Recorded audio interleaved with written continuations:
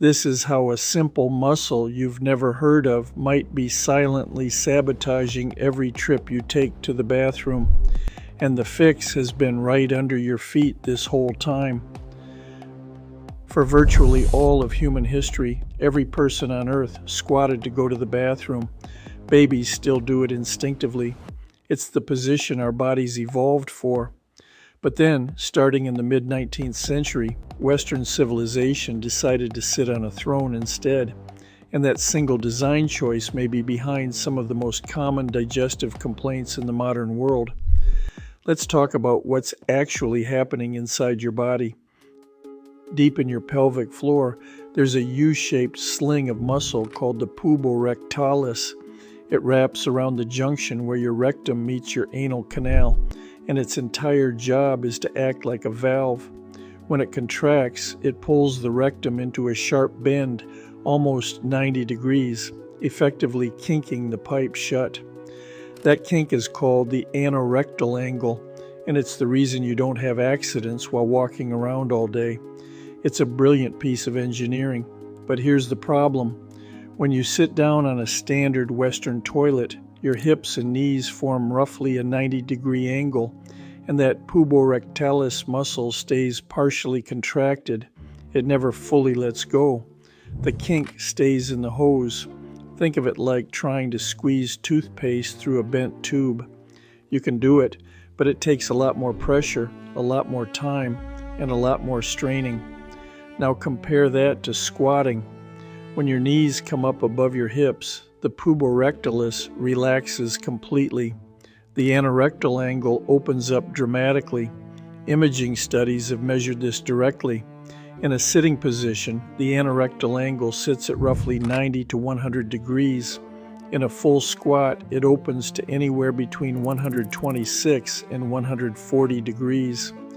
The rectum essentially straightens out, the kink disappears, and everything flows the way it was designed to. This isn't just theory. In 2003, an Israeli physician named Dr. Dov Sikorov published a landmark study in the journal Digestive Diseases and Sciences. He had healthy volunteers ranging in age from 17 to 66 use a digital timer to measure how long it took them to achieve what he clinically described as a sensation of satisfactory elimination. He tested 3 positions: squatting, a lower toilet seat, and a higher toilet seat. The results were striking. Average time to complete a bowel movement while squatting was 51 seconds. On a lower toilet seat, 114 seconds.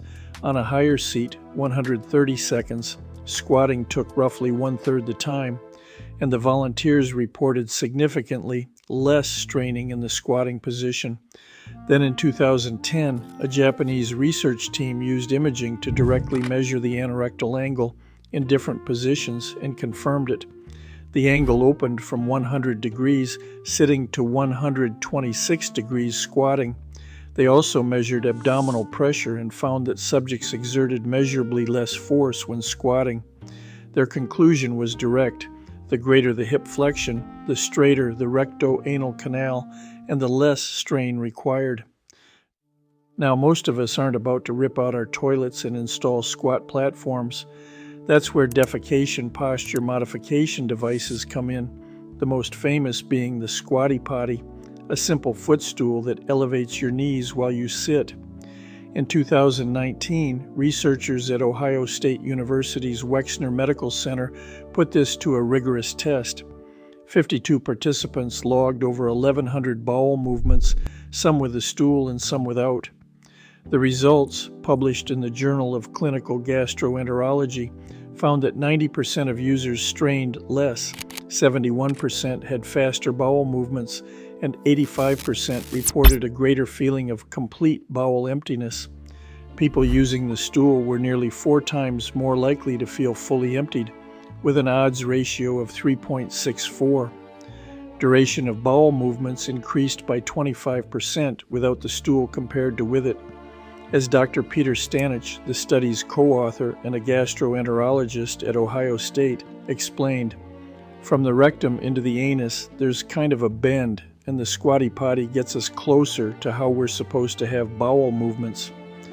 Perhaps the most telling detail, at the study's conclusion, 2/3 of participants said they would continue using a toilet stool on their own. So why does this matter beyond just comfort?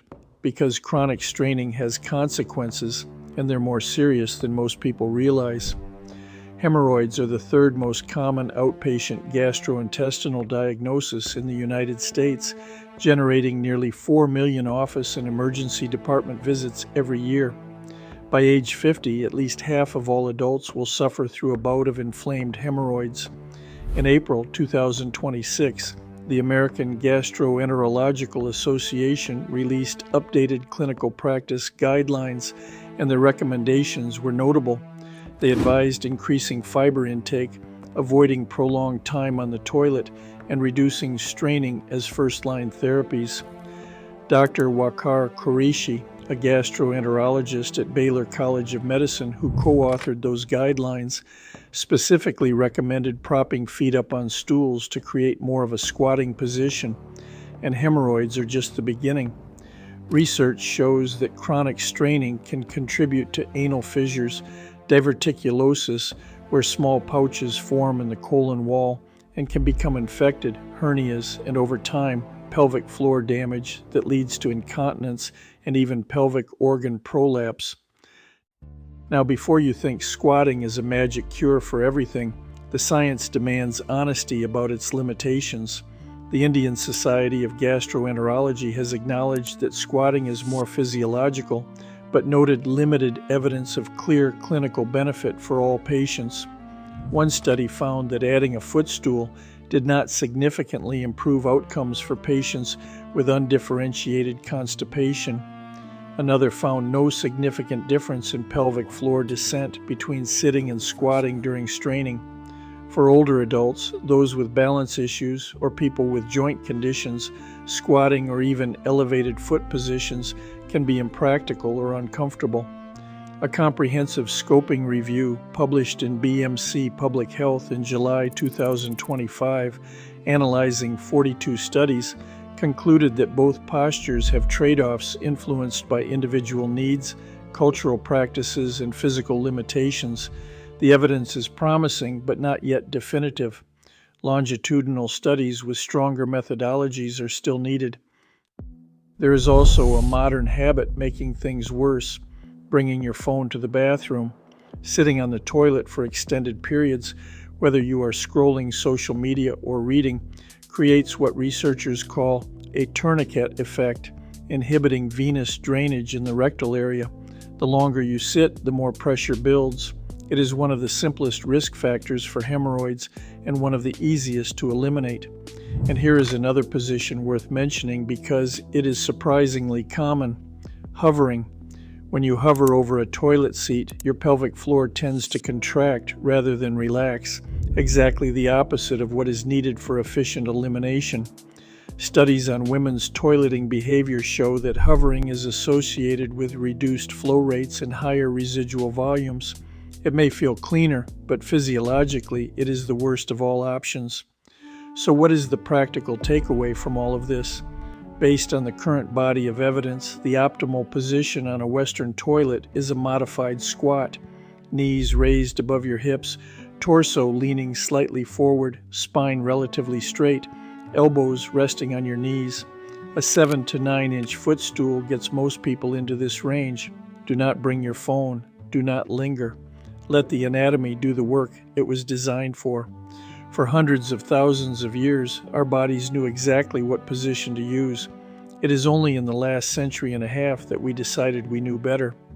The science is increasingly suggesting that on this particular topic, our ancestors had it right all along. The best engineering in the bathroom is not the porcelain, it is the body. We just need to stop fighting against it.